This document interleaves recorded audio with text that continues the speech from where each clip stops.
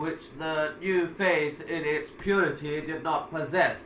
The Quraysh had personal material interest in the old worship, and their prestige was dependent upon its maintenance. The Prophet had to contend with the idolatrous worship of its followers and to oppose the ruling oligarchy which governed its destinies. After 3 years of constant but quiet struggle, only 30 followers were secured. An important change now occurred in the relations of the Prophet with the citizens of Mecca. His compatriots had begun to doubt his sanity, thinking him crazy or possessed by an evil spirit. Hitherto he preached quietly and unobtrusively.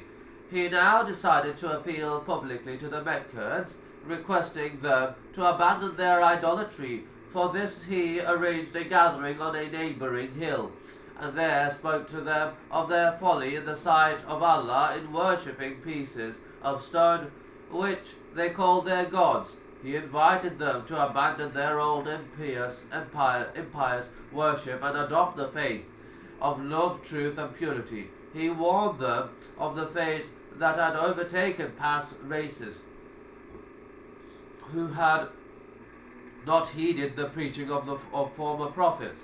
But the gathering departed without listening to the warning given them by the Prophet. Having thus failed to induce his fellow citizens to listen to him, he turned his attention to the strangers arriving in the city on commerce, on pilgrimage.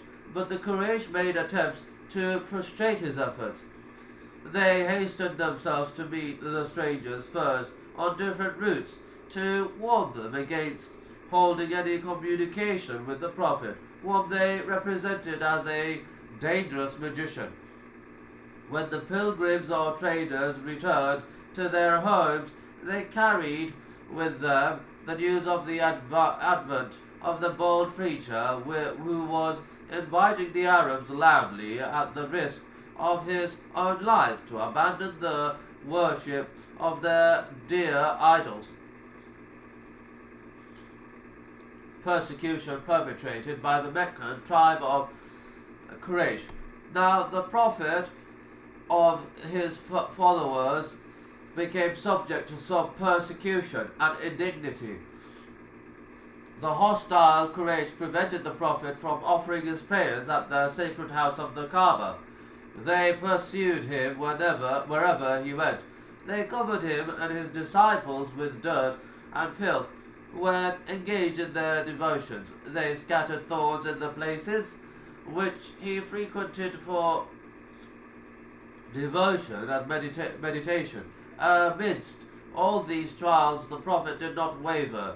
He was full of confidence in his mission, even when on several occasions he was put in imminent danger of losing his life. At this time, Hamza, the youngest son of Abdul Muttalib, adopted Islam. Hamza was a man of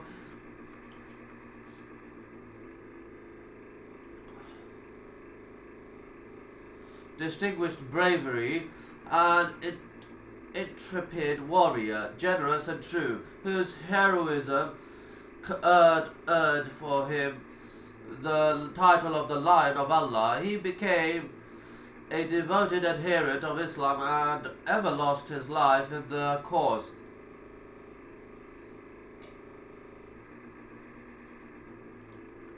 The Prophet continued preaching to the Arabs in a most gentle and reasonable manner. He called the people so accustomed to iniquity and wrong-doings to abandon their abominations in burning words which excited the hearts of his hearers. He warned them of the punishment which Allah had inflicted upon the ancient tribes of Ad and Thamud, who had obstinately disobeyed the teachings of Allah's messengers. To them he endured them by the wonderful sights of nature, and by the noonday brightness, and by the night when it spreads its veil by the day when it appears in glory to listen to his warning before a similar destruction befell them. He spoke to them of the day of reckoning when their deeds in this world will be weighed before the eternal judge, when when the children who had been buried alive will be asked for what crime they were put to death.